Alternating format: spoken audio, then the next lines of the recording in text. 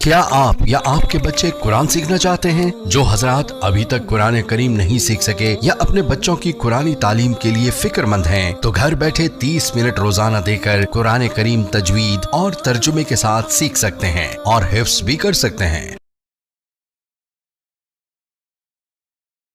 Tension انسان اس وقت لیتا ہے جب اللہ سے آگے نکلنے کی کوشش کرتا ہے، جو کہ لوگ کر رہے ہیں،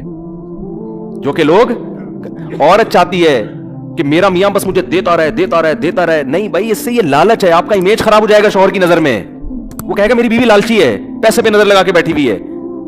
اس سے ہو سکتا ہے اگر یہ استغنا ہوتا، قناعت ہوتی تو اللہ بہت زیادہ، میں ایسے مردوں کو جانتا ہوں ان کے دل اتنے بڑے ہیں، وہ کہتے ہیں، مجھے بتاتے ہیں یار اگر میری بیوی میں لالچ نہ ہوتی میں اپنی ساری پراپرٹی اس کے نام کر دیتا، لیکن لالچی ہے، میرا دل نہیں کرتا۔ اب اس عورت کو کیا پتا کہ تو نے چند پیسوں کی لالچ میں کروڑوں روپے کا اپنا نقصان کر دیا۔ بعض اولاد قناعت پسند ہوتی ہے، ابا کی جائیدادوں پہ نظر نہیں رکھتی، وہ کہتے ہیں ابا آپ ہم سے لو، باپ کا دل اتنا بڑا ہو جاتا ہے یار میں سب کچھ ان کے لیے، ان کو زندگی میں دے کے چلا جاتا ہے وہ۔ لیکن وہ باپ کرے گا جس کو اولاد کے بارے میں اطمینان ہوگا کہ میری دولت پہ نظر نہیں ہے، یہ میری خدمت کرتے ہیں اللہ کے لیے۔ لیکن جب باپ کو یہ احساس ہونا شروع ہو جاتا ہے نا یہ لالچی ہیں، ایسے باپ ہم نے دیکھے ہیں، وہ کہتے ہیں سارا ٹرسٹ میں دے دو، ان کم وقتوں کے 1 روپیہ نہیں دوں گا، اور روڈ پہ پھر رہے ہوتے ہیں وہ بالکل صحیح ہوتا ہے ایسے بچوں کے ساتھ۔ تو بھائی اللہ تو اس سے زیادہ، یہ اللہ کا تو اس سے زیادہ ہے۔ اللہ کہتے ہیں مجھ سے ناجائز طریقے سے چھیننے کی کوشش کرو گے دیوالیاں نکال دوں گا تمہارا، اگر دوں گا بھی نا تو دل سے سکون چھین لوں گا۔ دولت کا مقصد سکون ہوتا ہے۔ دیکھو اللہ اگر ظاہری میں دولت چھینتا رہتا ہے نا تو آزمائش ختم ہو جاتی ہے۔ ہم کہتے ہیں وہ ناجائز کرتا ہے، دیکھو اتنا وہ تو غریب ہے اور حلال کمانے والے اتنے کروڑ پتی، تو اللہ نے ظاہری طور پر دولت حرام کمانے والوں کو بھی دی ہے، لیکن سکون اللہ نے ان سے چھین لیا ہے۔ جا کے دیکھو گھروں کے اندر، ہم تو اتنے کیسز آتے ہیں، میاں بیوی میں محبت نہیں ہے، اولاد میں بیوی شوہر مرنے والے انگوٹھے لگوا کے اپنی جائیداد اپنے نام کرا لی۔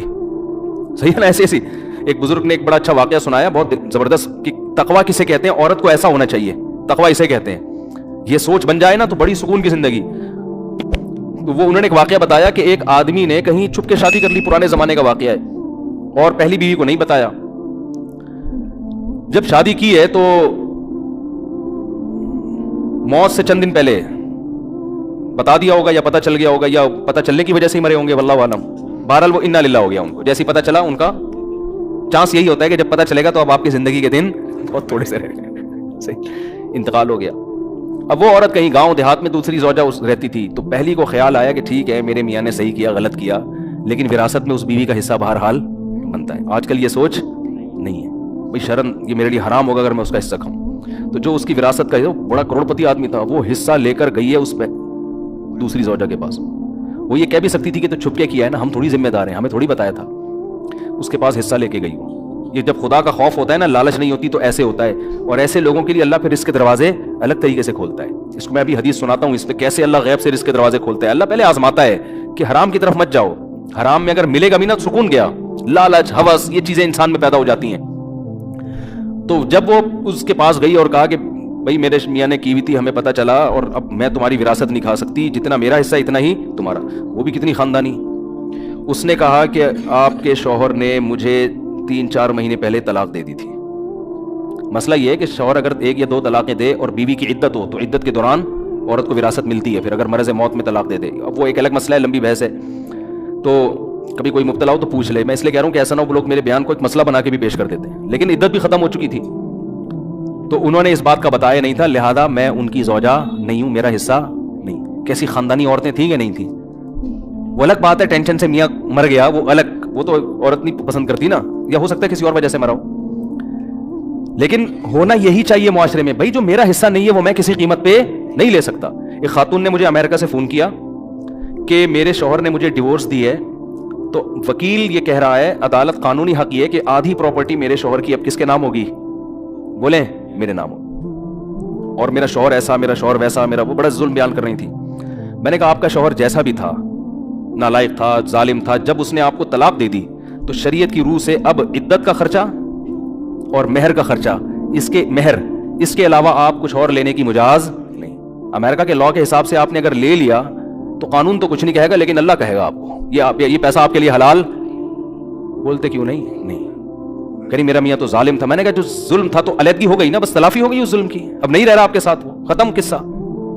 ہاں بچوں کا خرچہ وہ کہہ رہی وہ تو ویسے ہی دے رہا ہے بچوں کا خرچہ۔ میں نے کہا بچوں کا لے سکتی ہیں، اپنا خرچہ اور میں نے کہا بچوں کا خرچہ بھی آپ 2 مفتیوں کو درمیان میں ڈالیں, کیونکہ امریکہ کا لا امریکہ کے حساب سے خرچہ دے گا. شریعت کس کے حساب سے مانگے گی خرچہ؟ اسلام کے حساب سے مانگے گی. تو اتنا خرچہ لینا جائز ہے جو شریعت کی روح سے صحیح بنتا ہو. اس سے زیادہ بچوں کا بھی نہیں لے سکتی, اپنا تو لے ہی نہیں سکتی. وہ خاتون میں اللہ کا خوف تھا, انہوں نے کہا میں اپنی پورا کیس ختم کرتی ہوں, مجھے نہیں چاہیے حرام پیسہ. لیکن یہ میرے پاس 18-20 بلکہ فتویٰ تو میں جب سے 20 سال ہو گئے مجھے فون پہ مسائل بتاتے ہوئے, 20 سال میں ایک کیس آیا ایسا.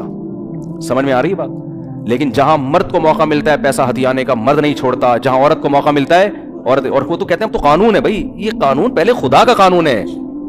خدا نے, اللہ نے قرآن میں بیان کیا عورت کتنا پیسہ لے سکتی ہے کتنا نہیں لے سکتی. یہ ساری چیزیں قرآن نے بیان نہ کی ہوتی پھر آپ کہتے. تو قرآن ڈیفائن کر چکا ہے. قرآن سے آگے آپ کیوں نکل رہے ہیں بھائی؟ اللہ سے آگے کیوں نکل رہے ہیں؟ قرآن کے الفاظ دیکھو, فلا وربک لا یؤمنون حتی یحکموک فیما شجر بینہم. اے نبی تیرے رب کی قسم یہ اس وقت تک مومن نہیں ہو سکتے جب تک شریعت سے فیصلہ نہ کروائیں. جب تک آپ اسلام سے فیصلہ نہیں کرواتے اللہ نہیں مانتا. ایسے تو لا الہ الا اللہ پڑھنے پر گورنمنٹ نے کوئی پابندی تھوڑی لگائی ہے. گورا 100 دفعہ پڑھ لے گا لا الہ الا اللہ محمد رسول اللہ, وہ کیوں نہیں پڑھ کے دے رہا؟ اس کو پتا ہے بھائی یہ سارا اسلام کو فالو کرنا پڑے گا. آپ صلی اللہ علیہ وسلم کے چچا ابو طالب کلمہ کیوں نہیں پڑھا انہوں نے؟ موت کے وقت نبی صلی اللہ علیہ وسلم کہہ رہے ایک دفعہ پڑھ لے. ان کو پتا ہے پڑھنے کا مفہوم کیا ہے. مطلب یہ کہ پھر میں اپنا دین چھوڑ دیا, اس دین کو فالو کروں گا. آج پڑھتے جا رہے ہیں, کلمہ بھی پڑھتے جا رہے ہیں, لیکن اس کا نہ مفہوم سمجھ رہے ہیں, نہ اس کا مطلب سمجھ رہے ہیں, نہ اس کو فالو کر رہے ہیں. خیر جلدی سے بات کو سمیٹ کے ختم کروں. اب دیکھو ایک اور الٹا کام کیا ہو گیا. موسیٰ علیہ السلام راستہ بھول گئے. ہم کہتے ہیں او یار شٹ یہ کیا ہو گیا یار, ٹینشن ہو گئی. اب بیگم بھی بولتی ہے مروا دیا. میرے ابا نے اجنبی بندے سے میری شادی کرا کے مجھے مروا دی. میں ابا سے کہہ رہی تھی ابا بندہ آئی ڈی کارڈ تو چیک کرو اس کا. ابا کیا کہہ رہے ہیں, دیکھو بیٹا کوئی اس ملک میں کسی کمزور کی خدمت نہیں کر رہا تھا, یہ مسافر تھا, اس نے میری بیٹیوں کی خدمت کی بغیر کسی لالچ کے. یہ اس کی علامت ہے. یہ بندہ کیا ہے؟ ایک نمبر. ابا ان چیزوں کو فوکس کر رہے ہیں نا. پھر بیٹا یہ جب تم اس کو لے کر آئی ہو اس نے نظر اٹھا کے تمہاری طرف نہیں دیکھا, یہ شریف آدمی ہے. بیٹا یہ امانت دار ہے, تم نے خود کہا نظر نیچی اس کی. جو کسی کی بہن بیٹی میں خیانت نہیں کر رہا وہ بیوی کے حقوق میں کیسے خیانت کرے گا ہے بھائی. اور اہم بات یہ ہے اس نے اس پر کوئی اجرت نہیں مانگی ہم سے, اللہ کے لیے خدمت کی ہے. اور صحت مند بھی ہے, اگرچہ کما نہیں رہا لیکن جو صحت مند ہوتا ہے وہ جب چاہتا ہے کما لیتا ہے. دیکھو 2 چیزیں رکاوٹ بنتی ہیں, یا تو صحت نہ ہو پھر انسان نہیں کما سکتا, یا صحت مند تو سست ہو. سست لوگ کبھی بھی, میں ایسے سستوں کے جانتا ہوں الحمدللہ ہمارے محلے میں ہیں کہ آپ حیران ہوں گے ان کی. آپ کہیں گے یار ان کو انعام ملنا چاہیے, لیکن بہت زبردست صحت اٹھتے ہی نہیں. میں واقعہ سناؤں تو آپ حیران ہو جاؤ, آپ ہنس ہنس کے زمین پہ لیٹ جاؤ. سچے واقعات ہیں, ابھی چھوڑو یار سنانے نہیں چاہتا میں, اب موضوع چینج ہو جائے گا. سچے واقعات ہیں, جھوٹے نہیں ہیں. سست کے ایسے واقعات ہیں جو آپ کہو یار ایسا بھی ہوتا ہے, لیکن وہ میں مسجد میں سنا مجھے بھی مناسب نہیں ہے. کبھی چھاؤں میں آئیں گے اکیلے انشاءاللہ میں آپ کو سناؤں گا. مسجد میں سنانے کے نہیں, ایسے سست ہیں کہ بس چھوڑو یار کیا بتاؤں میں آپ. تو سست کتنا بھی صحت مند ہو, اول تو تھوڑے دن تک صحت رہتی ہے, پھر وہ سست آدمی ویسے بیمار ہو جاتا ہے. تو انہوں نے دیکھا کہ نہ ان کے اندر سستی ہے, نہ یہ کمزور ہیں, اور ایماندار بھی ہیں. رزق کون دے گا؟ یہاں یہ سوچ رہے ہیں کہ نکاح کرو, اگر فقیر ہو گیا اللہ غنی کر دے گا. بھائی نکاح کر دیں گے, اللہ کا وعدہ ہے غنی, نہیں کیا تو اس کا مطلب اللہ کی مرضی یہی ہے. یہ شعیب موسیٰ علیہ السلام کے جو سسر تھے ان کی یہ سوچ تھی. تو بیٹی بھی اللہ پہ توکل کر رہی ہے, نہیں کہہ رہی ہے ابا کیا اجنبی بندے سے شادی کرا دی, اب وہ لے کے جا رہے ہیں مصر, راستہ ہی بھول گئے, یہ تو بڑی مصیبت. وہ بھی صبر کر کے بیٹھی ہیں, بھائی میرے باپ کا انتخاب اچھا تھا, اب جو پریشانی آئے گی وہ کس کی طرف سے ہے؟ اللہ کی طرف, اسی میں خیر ہوگی. اور کمال کی بات جا کے نبوت ملی. تو نبوت ملتے ہی جن سے فرار ہو کے گئے تھے اللہ کہنے جانا کی طرح سیدھا فرعون کے پاس, اس کے محل میں جا کے کہنا ہے کہ تو رب نہیں ہے, رب کون ہے؟ اللہ ہے. تو یہ تو ایسا ہو گیا کہ میں کہتا ہوں کہ اگر ہم ہوتے ہم کہتے ہیں اللہ یہ تو بالکل ہی لاجیکل بات ہے تیری, کس طرح کی اللہ باتیں کر رہا ہے. میں موسٹ وانٹیڈ آدمی, مجھے تو وہ بھنک پڑے گی قتل کر دیں گے. اگر تو مجھے یہ کہتا کہ جا کے کسی اور کو دین کی دعوت دے, تو یہ بھی خطرہ تھا کہ فرعون کہے گا میرے ملک میں میری ایک نئی تحریک کھڑی ہو گئی ہے جو دوسرے مذہب کی طرف بلا رہی ہے, اور تو کہہ رہا ہے جا کے بات کس سے کرنی ہے؟ ڈائریکٹ فرعون سے. تبھی موسیٰ علیہ السلام نے کہا انی قتلت منہم نفسا, اللہ میں نے تو قتل کیا, مجھے مار دیں گے وہ. اور یہ ہے, اور پوری تقریر اللہ نے کہا کلا ہرگز نہیں, جانا پڑے گا تجھے, جانا پڑے گا, اور جا کے اس کو دعوت دینی پڑے گی. اور پھر اتنی آزمائشیں جب موسیٰ علیہ السلام گئے, فرعون کو دعوت دی, جو کچھ آزمائشیں قرآن بیان کر رہا ہے, موسیٰ علیہ السلام بنی اسرائیل کو بھی تسلیاں دے رہے ہیں, اللہ کی مدد آئے گی, اللہ کی مدد آئے گی, ادھر بھی تسلیاں دے رہے ہیں, یہاں تک کہ قرآن کہتا ہے بنی اسرائیل پر اور مصیبتیں شروع کر دی فرعون نے, اور عذاب شروع ہو گئے, یہاں تک کہ بنی اسرائیلی جو حضرت موسیٰ کو پیغمبر مانتے تھے, معجزے دیکھ چکے تھے, کہنے لگے اوذینا من قبل ان تأتینا ومن بعد ما جئتنا, اے موسیٰ تیرے آنے سے ہمیں کوئی فائدہ نہیں ہوا, تیرے آنے سے پہلے بھی عذاب میں اور تیرے آنے کے بعد بھی ہم عذاب میں ہیں. اور حضرت موسیٰ کیا تسلی دے رہے ہیں, عسیٰ ربکم ان یہلک عدوکم, امید رکھو اللہ تمہارے دشمن کو ہلاک کرے گا. یہ جو اتنے ساری ناکامیاں اللہ پیدا کر رہا ہے, ناکام کرنے کے لیے نہیں. اگر اللہ ہمیں ناکام کرنے کے لیے کر رہا ہے, اس کا مطلب اللہ کی نظر میں فرعون بڑا ہے اور ہم اللہ کی نظر میں چھوٹے. تو فرعون کیسے بڑا ہو سکتا ہے, وہ تو عیاش ہے, وہ تو ظالم ہے. یہ توکل چاہیے اللہ کو اپنے بندوں سے. بات سمجھ میں آ رہی ہے کہ نہیں آ رہی ہے؟ اور یہ توکل ہمیں اللہ کو چاہیے نجی زندگی میں بھی, دفتروں میں بھی, گھروں میں بھی, کاروبار میں بھی, مسجدوں میں بھی, ہر جگہ یہ والا توکل اللہ کو ہم سے چاہیے کہ تم نے کام پورا کرنا ہے, نتیجہ کس پہ چھوڑنا ہے, اللہ پہ. غلط بھی ہو رہا ہے تو بس صحیح ہو رہا ہے. سمجھ میں نہیں آ رہی میرا خیال ہے بات؟ غلط بھی ہو رہا ہے تو صحیح ہو رہا ہے بس, پھر سکون بھی ملے گا, پھر صحیح بھی ہونا شروع ہو جائے گا, ورنہ غلط ہی ہوتا رہے گا. اور اگر آپ نے اللہ کو راضی نہیں کیا ہوا نا, پھر اللہ کی قسم اٹھا کے کہتا ہوں کہ اگر صحیح بھی ہو رہا ہے تو کیا ہو رہا ہے, غلط ہو رہا ہے. یہ آپ کی خوش فہمی ہے کہ صحیح ہو رہا ہے, یہ آپ کی خوش. دیکھو جب کسی دشمن کو آپ نے بلایا, آپ کے دشمن نے آپ کو بلایا, آپ کو نہیں پتا تھا کہ یہ میرا دشمن ہے, اس وقت آپ کو معلوم نہیں تھا. لوگ بتا رہے ہیں تمہارا دشمن ہے, آپ کو نہیں پتا, آپ کہہ رہے ہو نہیں یار یہ تو میرا دوست ہے. اس نے رسگلوں کا ڈبہ سامنے لا کے رکھ دیا, آپ نے 3 رسگلے کھا لیے. بعد میں کسی نے ثابت کر دیا کہ یہ کون تھا آپ کا دشمن, آپ فوراً الٹی کی گولیاں کھاؤ گے, یار یہ رسگلے نکالو, یہ اتنا بڑا دشمن ہے, یہ تو مجھے قتل کرنے کے لیے تلاش کر رہا تھا. آپ کو ان رسگلوں سے بو آنا شروع ہو جائے گی, خوف آنا شروع ہو جائے گا. جو اللہ والے لوگ ہوتے ہیں نا, گناہ کرنے کے بعد اگر ان کو عزتیں ملیں, پیسے ملیں, گناہ بھی ہو رہے ہیں پھر بھی سب کچھ مل رہا ہے, وہ اس پیسے سے, عزت سے کبھی خوش نہیں ہوتے. کہتے ہیں اللہ کوئی مجھے بڑی تباہی میں ڈالنا چاہ رہا ہے. کیونکہ موسیٰ علیہ السلام جب فرعون کو دعوت دی ہے تو فرعون کی ترقی کا گراف کم کے بجائے اور اوپر جانا شروع, اور بنی اسرائیل پر ظلم کا گراف وہ بھی اوپر جانا شروع, یعنی وہ اور تنزل کی طرف جانا شروع ہو گئے. لیکن موسیٰ علیہ السلام تسلیہ دے رہے ہیں کہ صبر کرو, اللہ تمہیں حکومت دے گا. ان الارض للہ, دیکھو زمین اللہ کی ہے, یرثھا من یشاء یورثھا من یشاء, ان الارض للہ یرثھا من یشاء, جس کو چاہتا ہے وارث بناتا ہے. تو یہ توکل اللہ ہم سے چاہتے ہیں. بات میرا بیان شروع کہاں سے ہوا تھا, یہ کہاں چلا گیا بیان؟ اچھا پھر آخر میں موسیٰ علیہ السلام کو دیکھو نا, پھر اللہ نے حضرت موسیٰ کی مدد آ گئی اور اللہ نے کہا کہ بنی اسرائیل سے کہیں کہ مصر سے نکل جائیں. اب تھوڑا بنی اسرائیل کو سکون ملا, بھائی اب انتظام ہو گیا, اب ہم نکل کے کہیں جائیں گے, ہنسی خوشی زندگی گزاریں گے. لیکن یہاں پھر کامیابی میں ناکامی. ادھر نکلے, فرعون کو پتہ چل گیا. اب بنی اسرائیل کہہ سکتے تھے کہ یہ لے بھائی, اے اللہ تو کیسی دعائیں قبول کر رہا ہے, یہ تو سمجھ میں آنے والی بات ہے نہیں. تھوڑی سی راحت ملی تھی, تھوڑا سکون ملا, اب دوبارہ.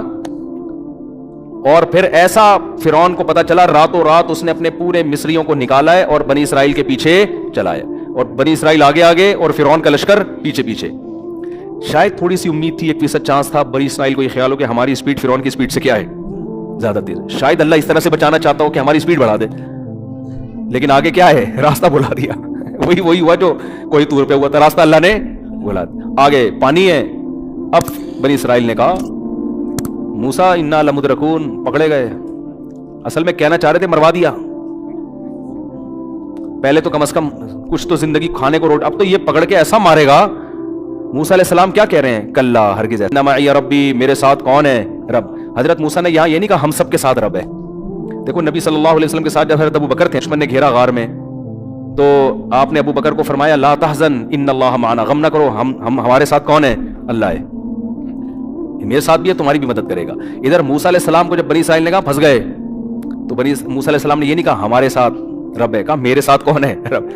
علماء نے نکتہ لکھا ہے کہ موسیٰ علیہ السلام کو یقین نہیں تھا کہ یہ قوم بچے گی, کیونکہ دیکھ رہی ہے کہ اتنے معجزے دیکھ لیے, اللہ ہر مشکل سے نکالتا ہے, تو اب بھی نکالے گا, توکل کرو. اب بھی کیا کہہ رہے ہیں, مارے گئے.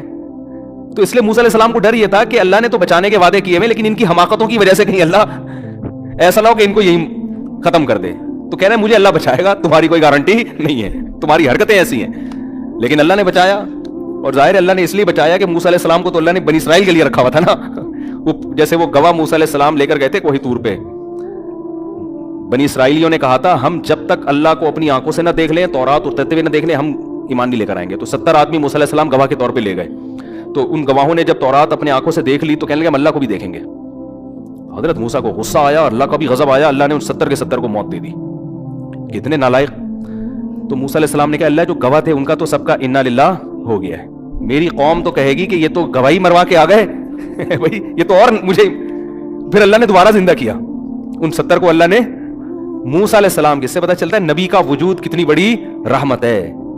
تو بعض دفعہ اللہ بنی اسرائیل کی پرواہ نہیں کر رہے ہیں، اللہ موسیٰ کلیم اللہ کی پرواہ کر رہے ہیں کہ اپنے پیغمبر کو میں اتنی ٹینشن میں نہ ڈالوں، تو چلو ان کو عذاب میں مار دیا، دوبارہ زندہ کرو، ٹھیک ہے نا، چلو بھائی جاؤ دوبارہ جا کے گواہی دو. انہوں نے جا کے گواہی دی، پھر جا کے ہاں بھائی یہ وہی تو ہم نے خود دیکھا ہے پہاڑ پہ جو ہے نا اترتے ہوئے.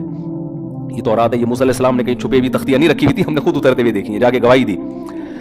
تو ان تمام باتوں سے پتہ چلتا ہے بھائی مسلمان کا لائف اسٹائل اور غیر مسلم کے لائف اسٹائل میں زمین آسمان کا فرق ہے. غیر مسلم کیلکولیٹر پہ یقین کرتا ہے، وہ کہتا ہے اتنے پیسے بینک میں، ڈبل روٹی کی قیمت اتنی ہو گئی ہے، اور انڈے اتنے روپے کے ہو گئے ہیں، 2 بچے ہی اچھے.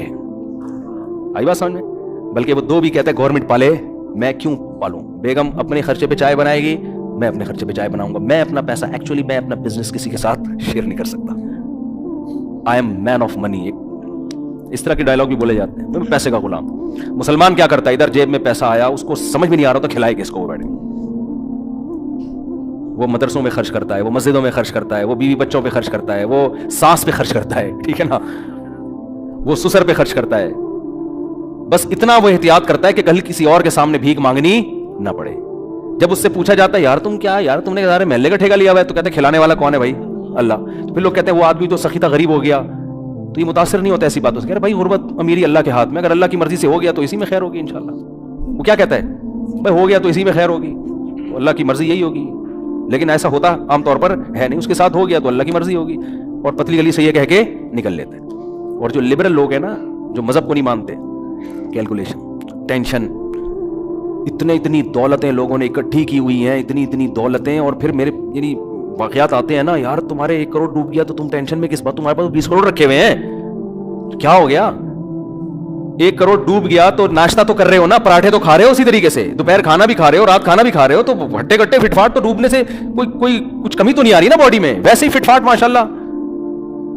لوگ پتہ کیا کہتے ہیں، بس آخری بات بیان کر کے بیان ختم کرتا ہوں. لوگ کہتے ہیں یار بیگم تو اسی لائف اسٹائل کی عادی ہو گئی ہے نا، بزنس میں لاس ہو گیا تو بیگم کو کیسے کھلائیں؟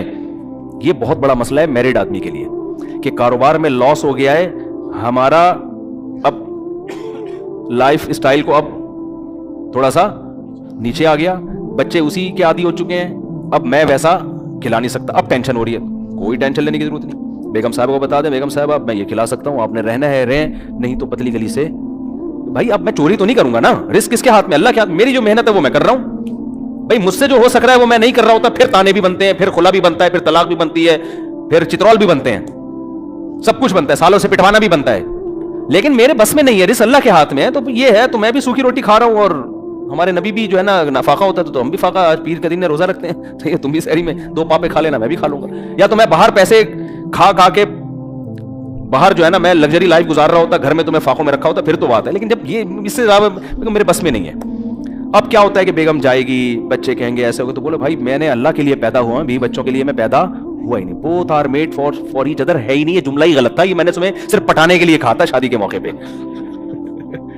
یہ پٹانے کے لیے کہتے ہیں نا we both are made for each other. وہ بھی کہتی ہے، وہ کیا ایک بڑا اچھا سا جملہ ہے، خیر وہ بھی کہتی ہے ہم بھی اسی لیے بنے ہیں. تو بیگم وہ تو پٹانے کے لیے بناتا ہے، لیکن میں اللہ کے لیے بنا ہوں، مجھے اللہ کو خوش کرنا ہے. اللہ نے کہا ان چیزوں میں ٹینشن نہ لو، ٹینشن صرف آخرت کی رکھو. اس کے علاوہ بیگم میرے ویسے سر کے بال ختم ہو چکے ہیں، ٹینشن لینے کی عمر نہیں ہے. جو کھلا دیا پلا دیا اس پہ اللہ کا شکر ادا کرو، اسی میں گزارا کرنا ہے تو کرو، ورنہ آپ پتلی گلی سے جا سکتی. شریف خاندان کی اچھی ہوگی گزارا کرے گی، نہیں ہوگی تو چلی جائے گی، تو خوشی خوشی. لوگ کہتے ہیں پھر لوگ تانا دیں گے. ابے تو بھائی لوگوں کی پرواہ بالکل نہ کرو.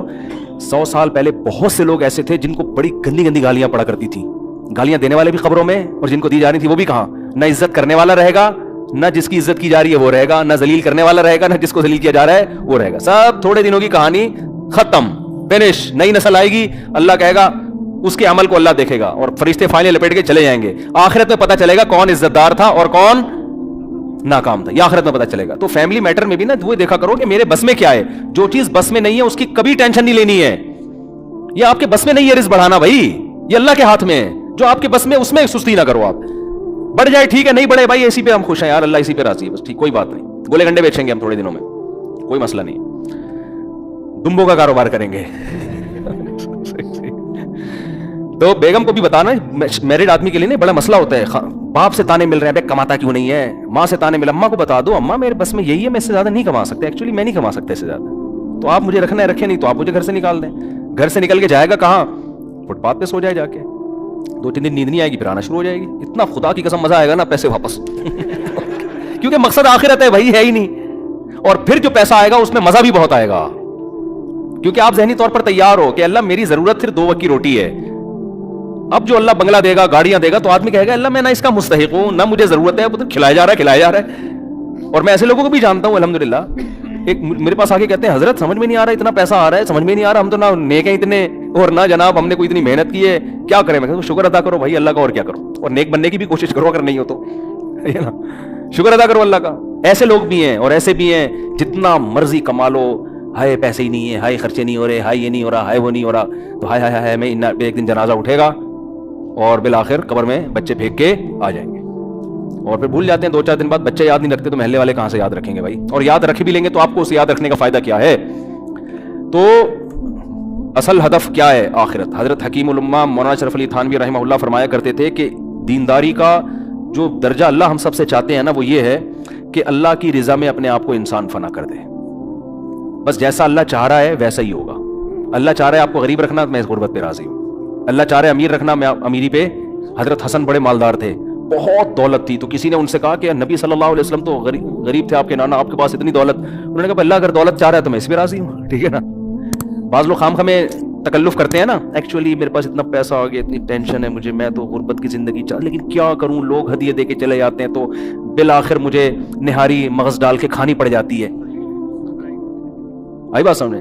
बाज लोग बुजुर्ग होते हैं, खा बहुत अच्छा रहे होते हैं, जब नेक लोग होते हैं, खा बहुत अच्छा, गाड़ियां बहुत अच्छी, तो जब लोग कहते हैं कि आप इतनी लग्जरी लाइफ स्टाइल, एक्चुअली वो क्या करें यार, मजबूरी है भाई। बोलो है ना, अल्लाह का फजल है यार, जब अल्लाह अच्छी गाड़ी दे रहा है, अच्छा लग्जरी लाइफ है, तो तेरे को तकलीफ क्यों हो रही है। मैं निहारी अपने खर्चे पे खा रहा हूं ना, कल मैंने निहारी खाई है, मगज निहारी, इसलिए मुझे याद है हकीकत है।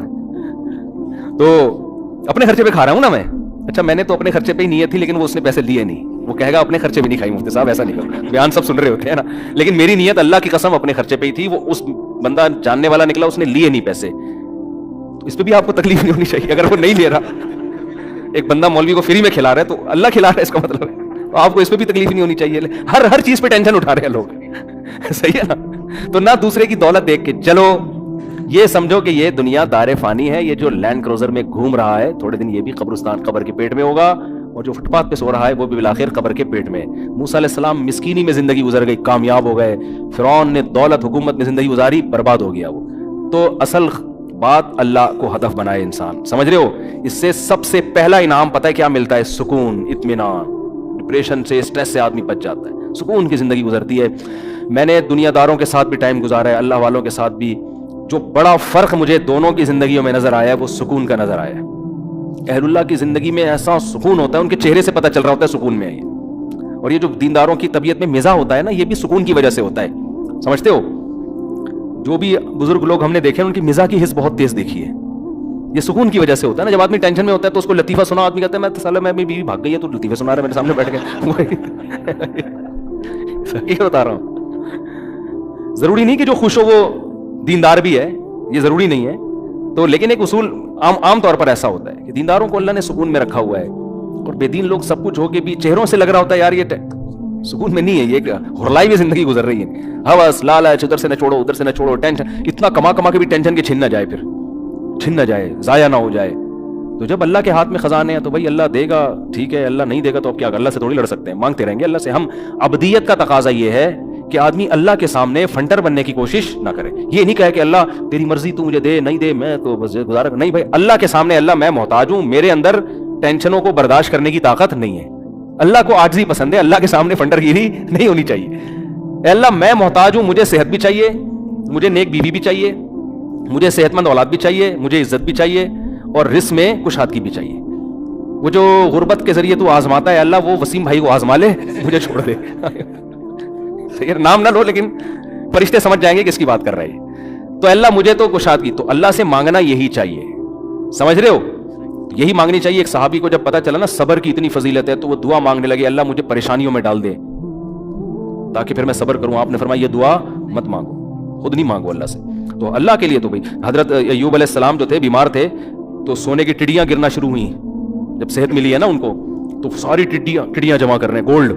تو اللہ نے کہا اے ایوب میں نے تجھے مستغنی نہیں کر دیا, اتنی دولت دے دی, اب میں آسمان سے ٹڈیاں برسا رہا ہوں تو جمع کر رہا ہے. لیکن انہوں نے کہا اللہ میں تیری رحمت سے مستغنی نہیں ہوں, تو جتنا دے گا میں تو لوں گا. آنے دو بھائی, یہ ایسے ہی جیسے ابا نے آپ کو بہت پیسے دیے, ایک دن ابا نے آپ کو کہا چلو بیٹا میں تمہیں گولا گنڈا کھلاتا ہوں. ابا ایک گلے گنڈے غریب لوگ کھاتے ہیں, مجھے ضرورت نہیں ہے. ابا کو غصہ آئے گا نا, ابا کہے گا تو ہے بہت بڑا فنٹر ہے, ہمیں پتا ہے تو سیٹ کا بیٹا ہے, جب میں تجھے دے رہا ہوں نا تو عزت کے ساتھ لے لیتا. گلا خراب تھا نہیں کھاتا, کسی اور کو کھلا دیتا, لے لیتا آرام سے.